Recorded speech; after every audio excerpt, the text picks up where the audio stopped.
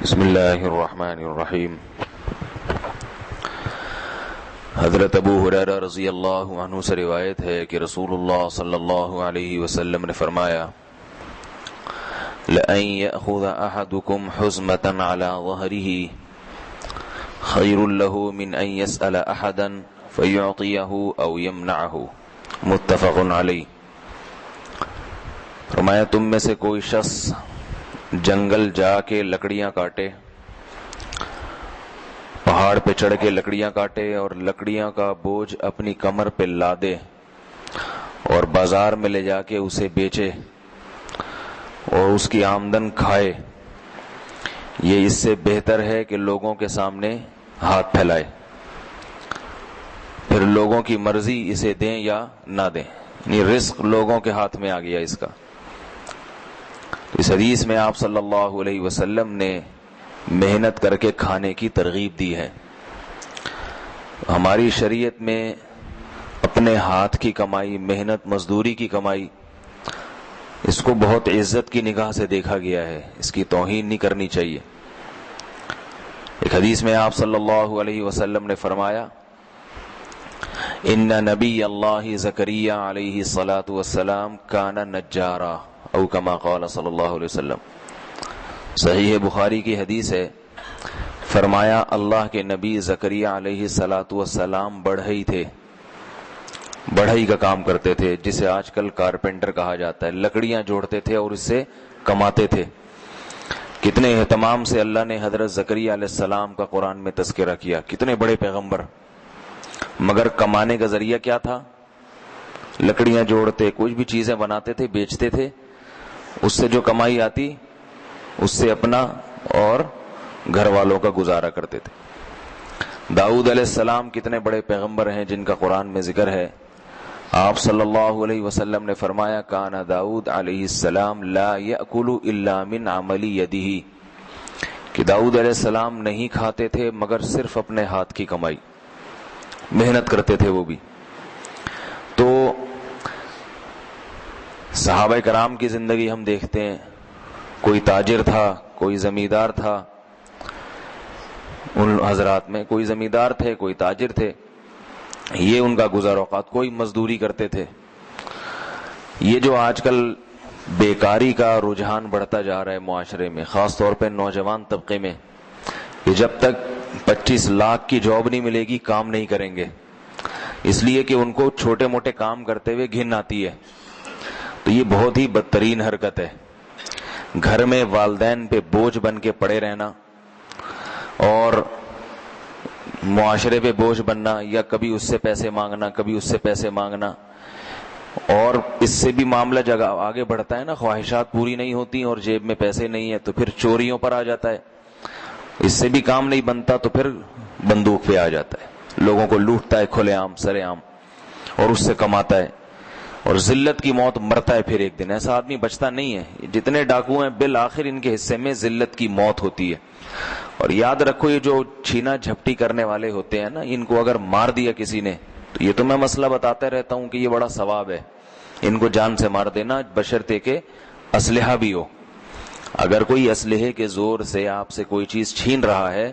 تو شریعت کا حکم کیا ہے؟ اس کو جان سے مار دو، یہ ترغیب ہے شریعت میں۔ اور جب جان سے مارا جائے گا تو اس کی جنازہ نہیں پڑھا جائے گا، یہ بدترین موت مرا ہے، بہت ہی گندی موت، اس کو اٹھا کے گڑھے میں پھینک دو۔ سمجھ رہے ہیں نا؟ اس پہ ترس نہیں کھانا چاہیے، لوگ ڈاکوؤں پہ بھی ترس کھاتے ہیں، اس پہ ترس کھانا در حقیقت ان پہ ظلم ہے جن کی یہ جان لے چکا ہے اور جن کی مزید لے گا۔ تو یہ آن دا اسپاٹ ہے، اس وقت قتل کر دیا، اگر وہ بھاگ گیا پھر نہیں ہے، پھر آپ کو اجازت نہیں ہے قتل کرنے کی، پھر وہی ہے کہ یعنی موقع پر جو پکڑا گیا موقع پر۔ تو یہ جو ہے، ہاں اگر کوئی بار بار یہ زیادتی کر رہا ہے، مسلسل قتل و غارت کر رہا ہے، تو پھر اس کو بھی جان سے مارا جا سکتا ہے، چاہے موقع پہ نہ بھی ہو۔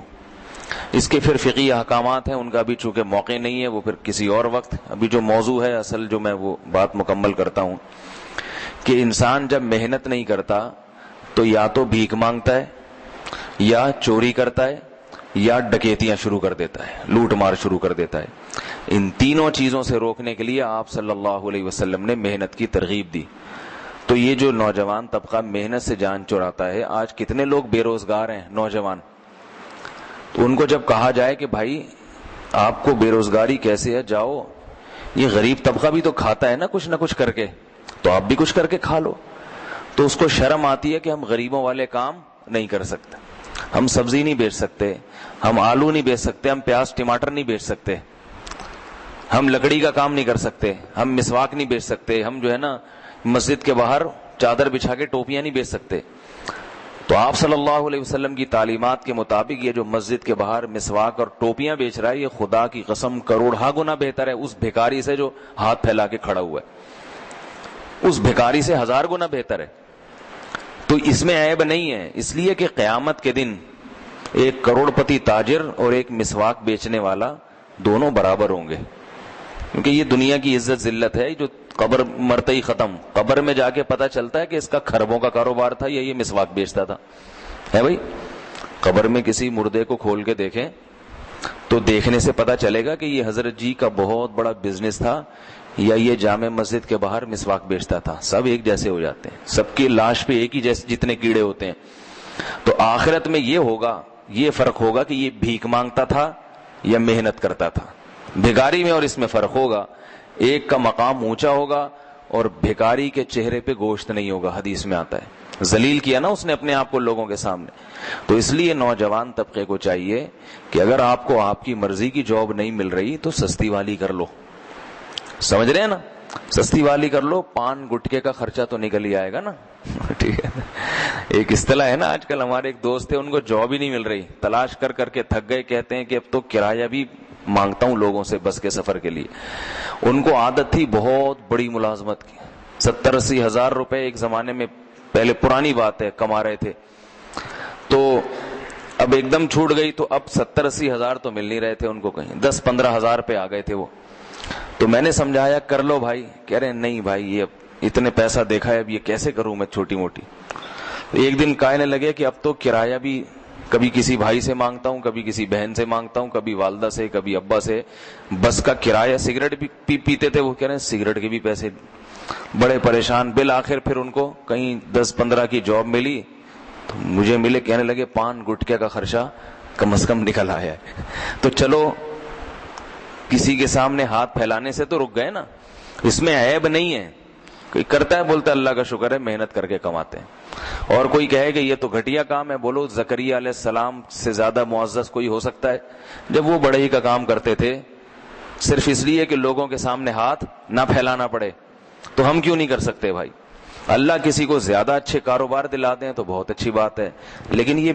کسی کے اختیار میں نہیں ہے کہ کس نے اچھا بزنس کرنا ہے کس نے کم، یہ رزق بانٹنا یہ کس کی ذمہ داری ہے؟ اللہ کا۔ دل تو سبھی کا کرتا ہے کہ ملٹی نیشنل کمپنی ہو ہماری ذاتی، دل تو سب کا یہ کرتا ہے، لیکن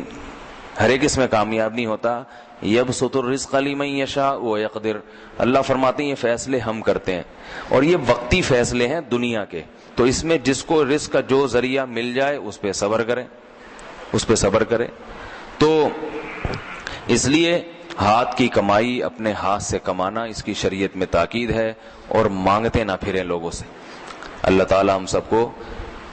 سمجھنے کی اور عمل کی توفیق عطا فرمائے۔ سبحانک اللہم و بحمدک، نشہد ان لا الہ الا انت، سبحانک اللہم و بحمدک، نشہد ان لا الہ الا انت۔